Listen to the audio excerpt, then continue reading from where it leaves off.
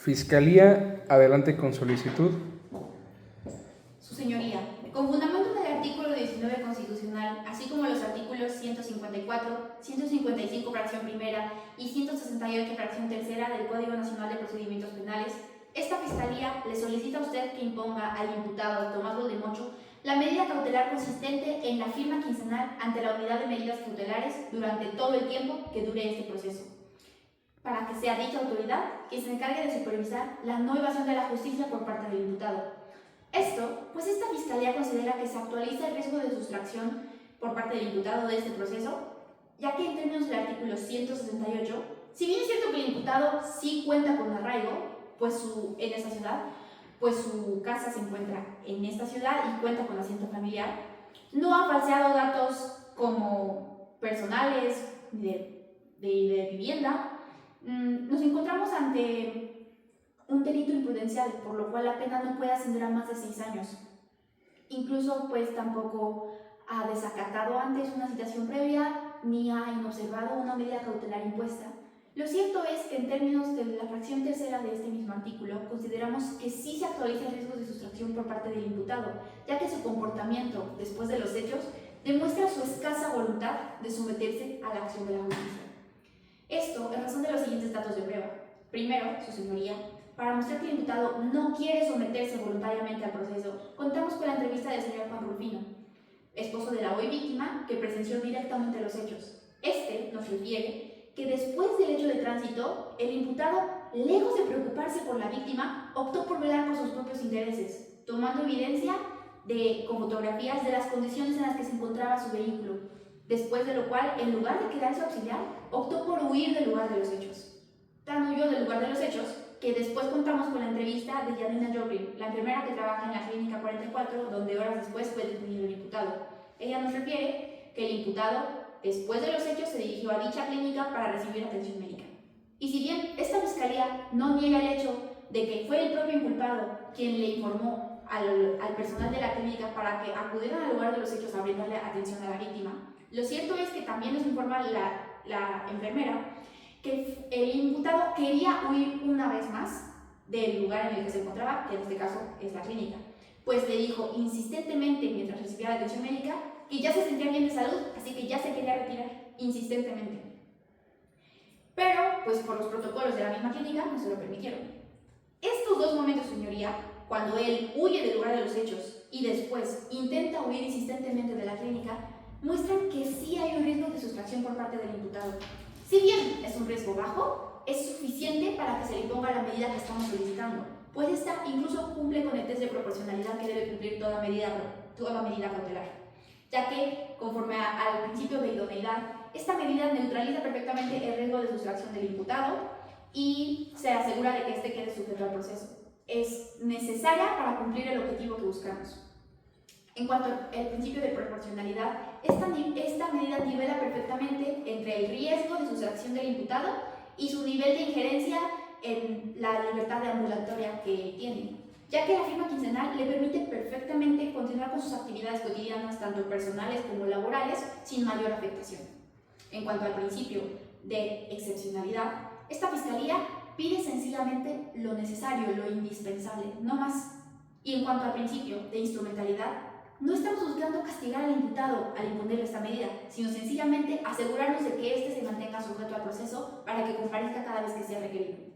Es por lo anterior, su señoría, que esta Fiscalía reitera su solicitud de que se le imponga al imputado Tomás Goldemocho la medida cautelar encontrada en el artículo 155, fracción primera del Código Nacional de Procedimientos Penales, consistente en la firma quincenal ante la Unidad de Medidas Cautelares durante todo el tiempo que dure este proceso. Es cuanto, su señoría. Gracias. Defensa.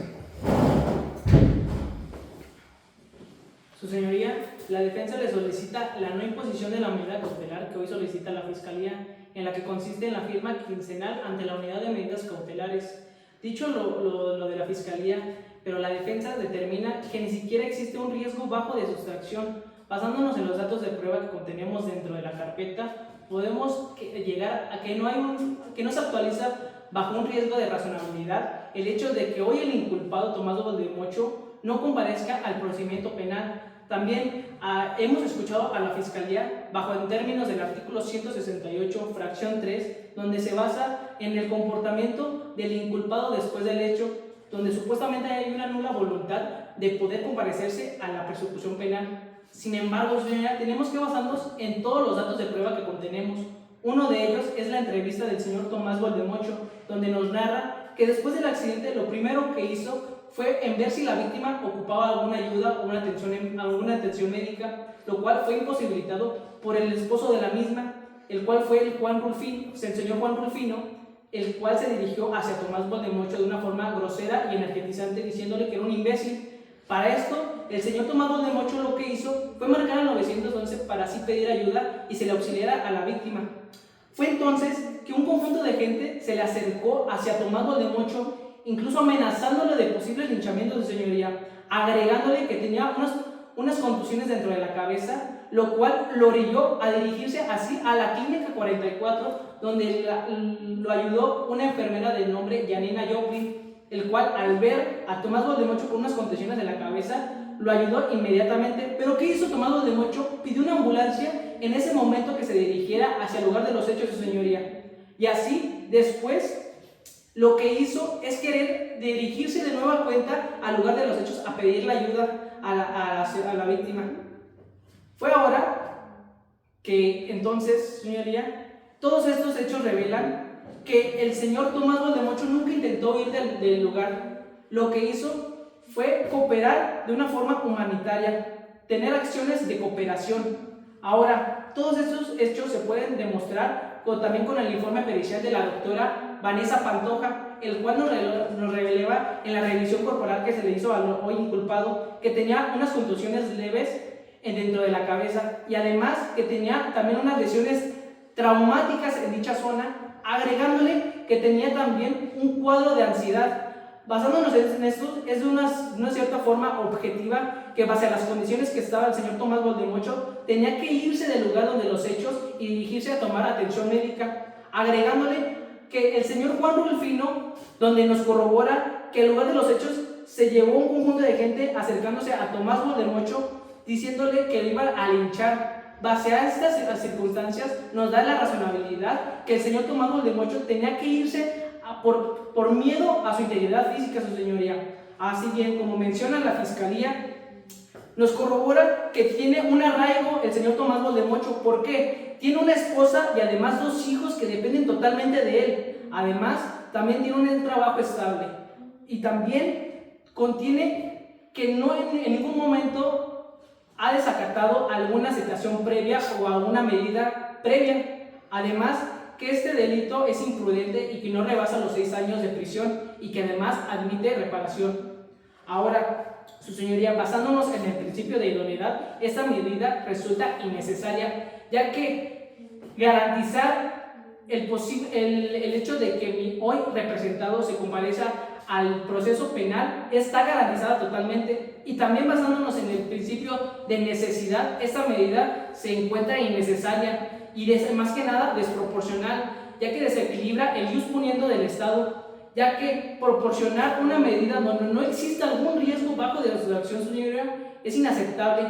Es por eso que la defensa le solicita la no imposición de la medida cautelar que hoy se lo cita la hoy Fiscalía, ya que se evidenció que no existe algún riesgo de sustracción. Gracias, señoría, es cuanto. Gracias. Fiscalía, réplica.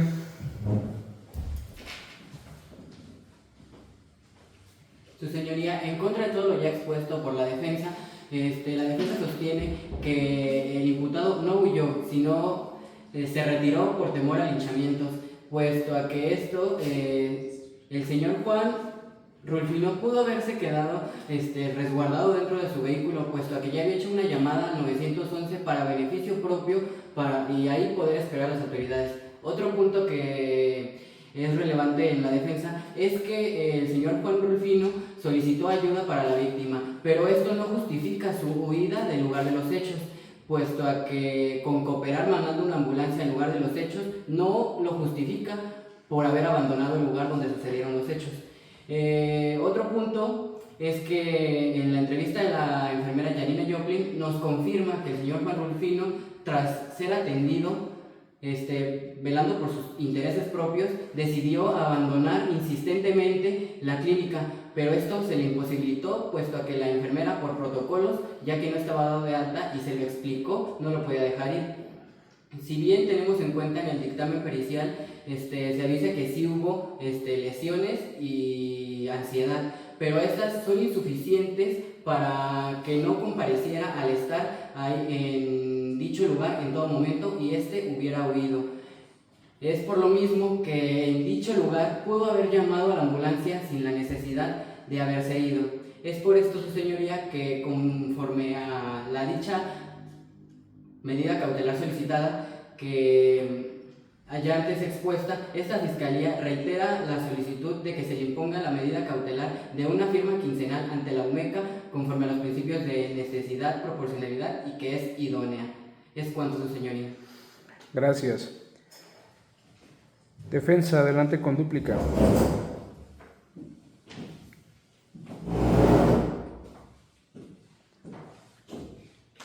Su señoría, acabando de escuchar a la fiscalía, ella señala que el interés de sustracción de mi representado es bajo que él se retira del lugar de los hechos, dejando de lado que él tenía una contusión en la cabeza, al igual que tenía lesiones en dicha zona y contaba con un cuadro de ansiedad que en ese momento él estaba sufriendo. Al igual que la fiscalía hace mención en que él intentó huir de la clínica, lo que tenemos que tomar en cuenta que él no es un doctor, él no sabe el protocolo que se lleva en las clínicas, pero después de que la enfermera Yanina le hace mención que su estado de salud no era apto para darlo de alta, él no volvió a insistir y ni siquiera teniendo la posibilidad de haberse escapado, si es que no quería estar en la clínica, él lo hubiera podido hacer, sin embargo no fue el caso. También la fiscalía hace mención de que la llamada al 911 pudo ser para velar sus propios intereses, lo cual no resulta coherente, ya que al momento de él llegar a la clínica, lo primero que hace es pedir que la ambulancia vaya al lugar de los hechos para darle la atención indispensable que en ese momento la víctima necesitaba. Lo cual es importante destacar que la ambulancia que llega al lugar de los hechos, al igual que el paramédico, fue el que mi representado presencialmente solicita en la clínica. Derivado de esto, su señoría, debemos de respetar la regla general de los procesos, que es que el procesado lleve su procedimiento en total libertad, toda vez que no se haya actualizado ningún riesgo bajo en el procedimiento. Es el caso en que no se actualiza ningún riesgo. Es cuanto, su señoría. Gracias.